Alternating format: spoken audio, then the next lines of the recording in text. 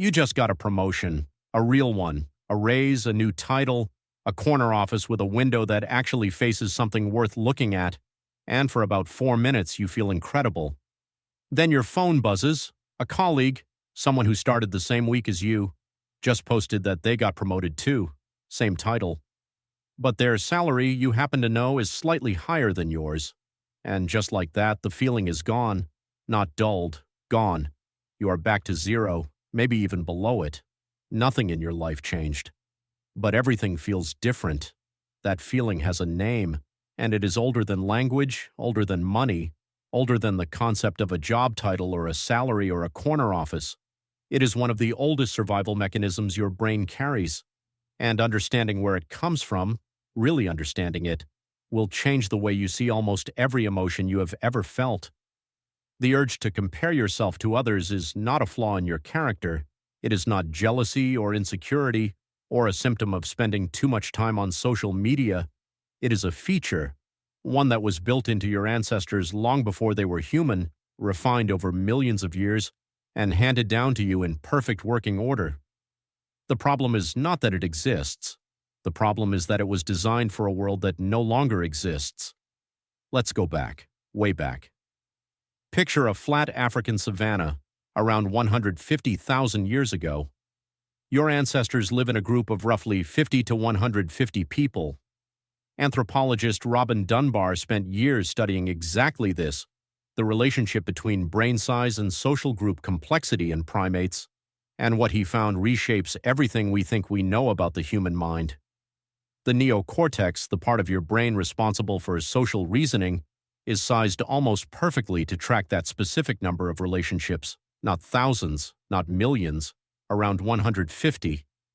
That number, now called Dunbar's number, is the cognitive ceiling your brain was built to operate within. In that world, your position in the group was everything. It determined whether you ate, whether you mated, whether you survived a drought, a predator, a rival band. Your rank in the hierarchy was not a matter of ego, it was a matter of life and death, and the only way to know your rank was to watch everyone around you and constantly calculate, where do I stand relative to them? That calculation never stopped. It ran in the background, every waking moment, the way your phone runs apps you forgot to close. Psychologist Leon Festinger called this process social comparison theory, and when he published his landmark paper on it in 1954, he argued that humans have a fundamental drive to evaluate their own opinions and abilities, not against some abstract standard, but against other people. We do not ask, am I doing well? We ask, am I doing better or worse than them? And here is where it gets interesting. Festinger discovered something that felt deeply counterintuitive at the time.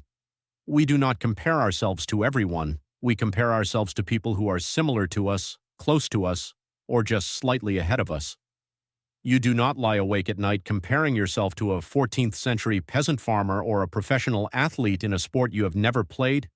You compare yourself to your coworker, your sibling, your old college friend who seems to have figured something out that you haven't. Psychologists call the people in that comparison zone your reference group, and your brain treats their wins and losses almost as personally as your own. There is hard neuroscience behind this.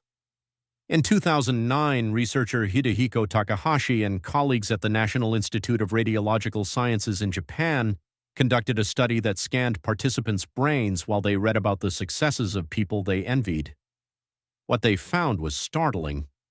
When a person heard that a rival or peer had succeeded at something they cared about, the brain region that lit up was the anterior cingulate cortex, the same region that activates in response to physical pain. Envy, your brain processes as pain, not metaphorical pain, actual, literal, neurological pain. And here is the other side of that coin. When those same participants heard that a rival had suffered a setback, lost a job, failed at something, a different region lit up, the ventral striatum, the reward center, the same system that fires when you eat something delicious or win a prize or hear a song you love. The German language has a word for this, Schadenfreude, the pleasure at another's misfortune. For centuries, people treated it as a character flaw, a sign of moral weakness. But what Takahashi's research suggests is that it is not a character flaw at all.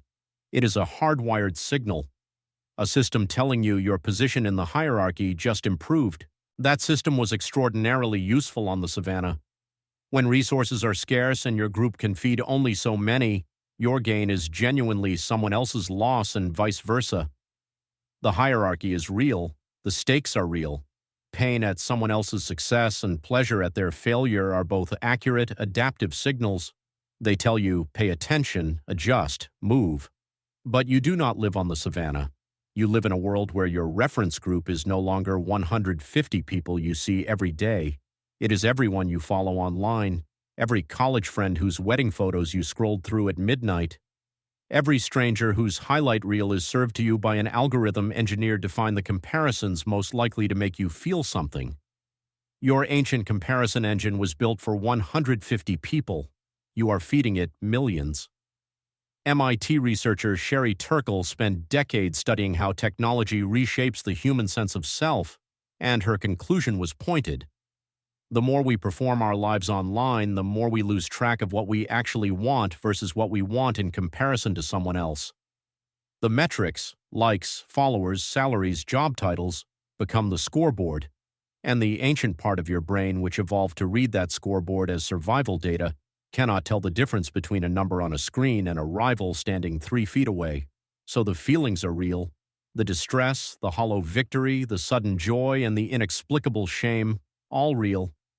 But the threat they are responding to? That is a ghost. In evolutionary psychology, the concept of the environment of evolutionary adaptedness, or EEA, refers to the conditions that shaped a specific trait, the world the trait was built for. Most of your brain's social machinery was calibrated for the EEA, small groups, face-to-face contact, real hierarchies with real consequences. Every time you feel a pang of envy at a stranger's Instagram post, your brain's EEA module has just misfired. It saw a signal that looked like a threat to your position and triggered a pain response for a status game you are not actually playing, with stakes that do not exist. Knowing this does not make the feeling stop. The pain is still real, the comparison still happens. But something shifts when you understand what it is. Because here is the part that rarely gets said.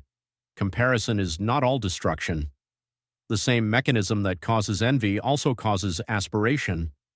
The same neural system that fires in pain when someone ahead of you succeeds also creates the drive to close that gap, to learn, to grow, to try harder. Every great human achievement, the pyramids, the printing press, the moon landing, had somewhere in its tangled roots the ancient, deeply human act of watching someone else do something and thinking, I could do that, maybe better. The Stoic philosopher Seneca wrote nearly 2,000 years ago that we suffer more in imagination than in reality. He did not have access to fMRI scanners, but he was pointing at exactly the same mechanism. Most of the suffering from comparison is not about what you lack. It is about what someone else has, which your brain has decided you should have, based on a calculation that was never designed to make you happy. It was designed to keep you alive. You are not broken for comparing yourself to others. You are ancient. You are running software written for a world that looked nothing like this one. And that software, for all the pain it causes, is also the reason your ancestors survived long enough to become you. Tonight, you will probably see something that triggers it. A post, a headline, a number. And for a moment, the old system will fire. The pain, the inventory, the recalibration. Let it run. Then remember, the threat is a ghost, the feeling is a fossil, and somewhere underneath the comparison there is still just you trying to figure out where you stand in a world your brain was never quite built for, and doing it anyway, which is, if you think about it, exactly what your ancestors were doing too. And if that ancient comparison engine just clicked for you, there is something even stranger happening inside your brain right now that you have never been told about. Your brain does not just compare you to others, it compares you to a version of yourself that never existed. That video is next.